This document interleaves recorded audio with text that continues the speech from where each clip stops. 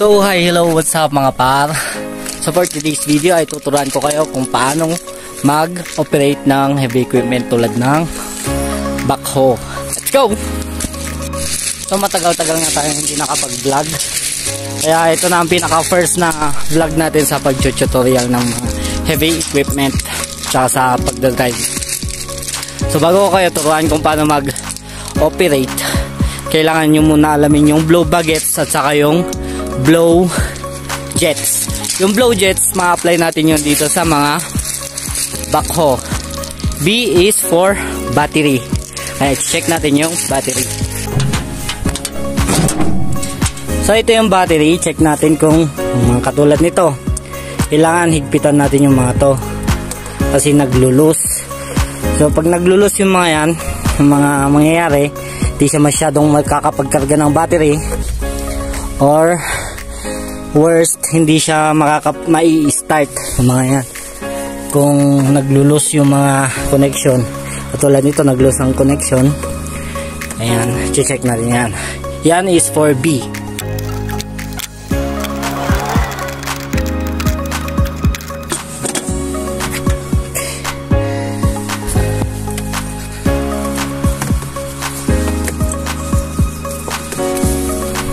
Ayan, okay na yung battery. So after ng B is for battery. Check naman natin is sa lights. I-skip na natin yung light kasi gumagana po yung lights na check ko na. Tsaka hindi ko pwedeng may-kwan kasi hindi po natin na-i-start yung sasakyan. Ayan yung mga lights niya. Gumagana naman yung mga light na yan. So after ng B at saka L, O naman tayo. O for is for oil. So ilan nga bang i-check sa oil ng isang excavator? Ang i-check sa oil is yung oil ng swing motor. Ito, yung nasa center na to. I-check mo kung may oil. Ito, may oil naman siya, tsaka nandun siya sa maximum. Tamtaman lang. So pag na-check mo na yan, okay na yan. Isusunod mo yung nasa hydraulic oil. Check din natin yung nasa hydraulic oil. Check nga natin yung nasa hydraulic oil. Check natin. Ito yung sa hydraulic oil. Ito yung gauge. Makikita mo naman, ito yung gauge ng hydraulic oil, which is good yan. Kung pwede nga lang hanggang dito, okay lang naman yun. Wag lang yung hanggang dito kasi nasa minimum na siya. Mas okay yung ganito para hindi nalulunod yung bomba ng itong pump ng hydraulic.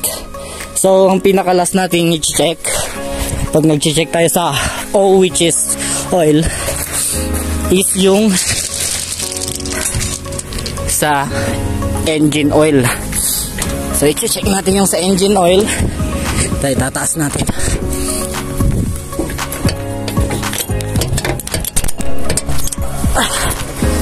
Ayan.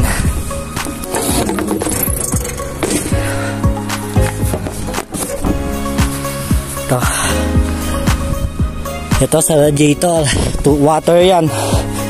Ay wala siyang takip, mas hindi pwede yan. Ayan. Ito ang engine oil.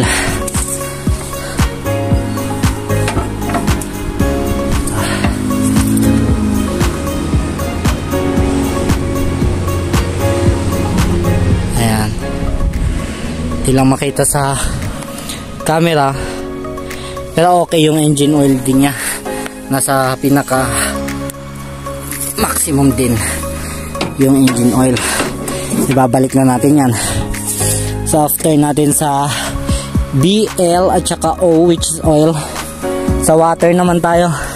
Ito ang sa water, sa radiator. Ito malito, kailangan meron siyang radiator cap. So nawawala yung radiator cap natin. Hindi natin alam kung asan kasi hindi naman natin ito unit at ginagamit nila ng walang radiator cap. Kaya ang magiging cost nito pag tumagal, mag-overheat na din ito. May tubig naman siya, makikita nyo, pero nandito siya na part. Ayan. So masama yan, kailangan nating mag-order ng radiator cap. Pagka mamaya i-startin natin, pwede naman siyang gamitin, pero hindi yung sobrang tagal na buong araw o overtimein mo, walang radiator cap, mag-overheat yan. So after ng water, sa G naman tayo, blow jets kasi sa excavator, which is gas. So i-check natin yung gas. Let's go. Gas ito, check natin. Ito,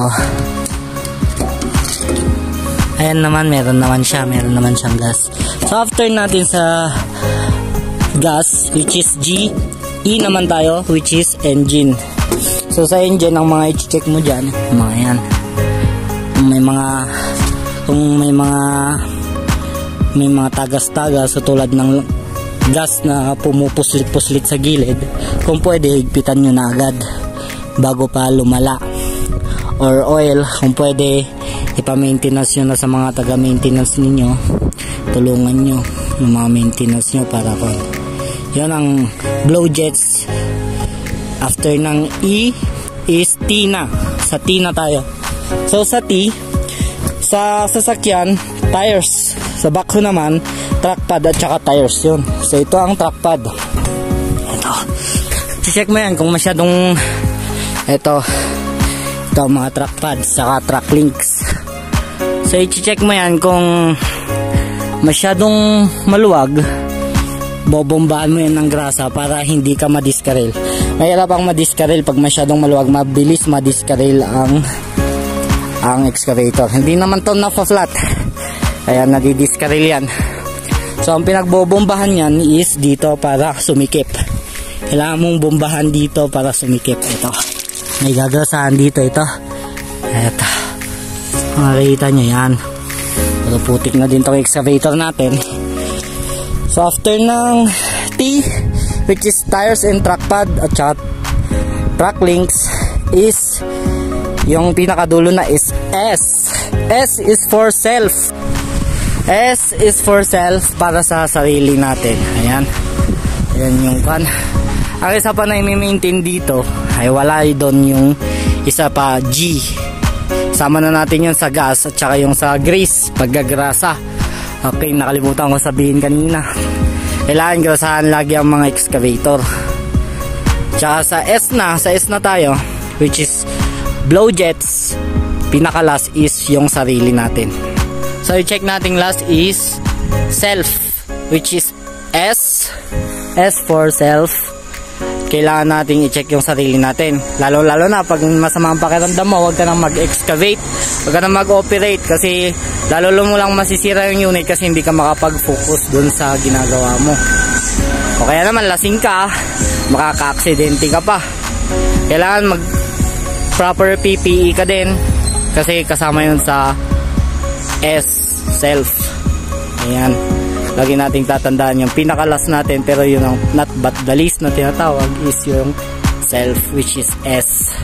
So yun lang guys, bago ko ituro sa inyo yung tamang pag-ooperate, tuturo ko muna yung mga basic na kailangan na gawin mo sa unit mo, para kahit nagpa-practice ka lang, hindi mo masisira yung unit mo. So thank you guys for watching.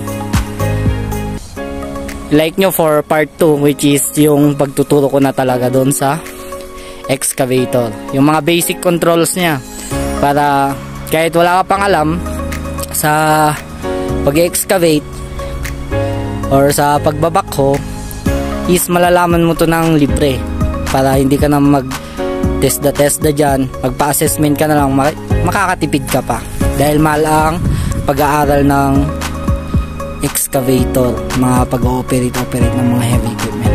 So thank you guys for watching. Please follow and share. Thank you.